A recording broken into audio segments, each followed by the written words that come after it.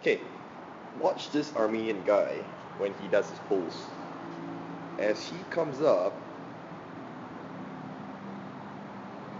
he keeps a bit of tension in the abdominals, and by keeping the head straight and slightly pointed upwards, he automatically engages his lumbar. So he doesn't have to do anything extra to make sure that the lumbar works. All he has to do is just to keep the head straight, fire up the abs, so you get 50-50.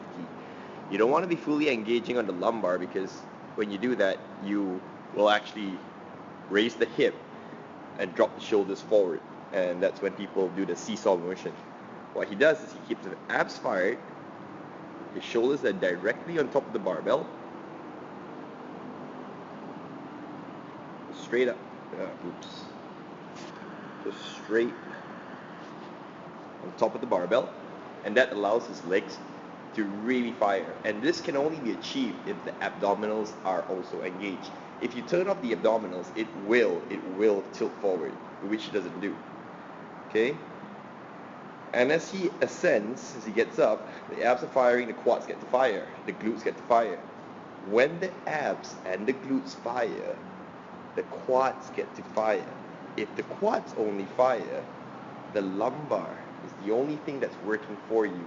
You disengage your glutes and you disengage your abs, which are the two very powerful, very strong stabilizers and power generators. So you don't want to turn that off. Now, as he ascends, he lifts, okay? And the body automatically covers the barbell. As he keeps on pulling, he's focused on really getting the bar close to the thigh. Not so much the shins, don't worry so much about the shins, but the thigh. Okay, and look, it comes in because he is engaging the legs and the abs and glutes are firing together. The bar drifts towards him. Okay, and he gives the bar a good solid punch with the legs. Boom.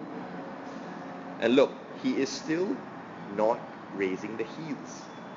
Boom, up.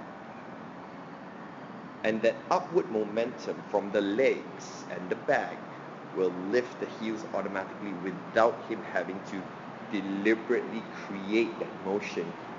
If the ankles extend, it will actually just, if you look from here, if he was here and he extended the ankles first, instead of extending the legs, his entire weight would shift to the front, okay? And it would flick out, but because he keeps it straight up and he lets the momentum of his pattern move upwards, his ankles will extend as a byproduct of his powerful leg extension. Boom. Now you see it from a different angle, as a slightly higher angle. It goes up, up, up, up, up. Legs are pushing, and a solid pull in, boom, extension upwards. And look at the shoulders now, okay? Look at his shoulders. It's gonna shrug like crazy. The shrugging doesn't bring the bar any higher. The shrugging creates the right pattern, the full motion for the solid extension of the whole body. Okay, that's why you cannot just keep the upper arms, the shoulders, everything loose. It has to come in action. If it's loose, it will fly outwards. It will fly outwards because there's nothing to keep it close. Keeping it close is a product of the back, gluteal, leg extension, quadricep, thigh, hamstrings, everything. You cannot just extend the quadriceps, otherwise the bar flies out. Okay, so focus on really engaging the abs, engaging the glutes before you pull. And then the whole motion will just be perfect.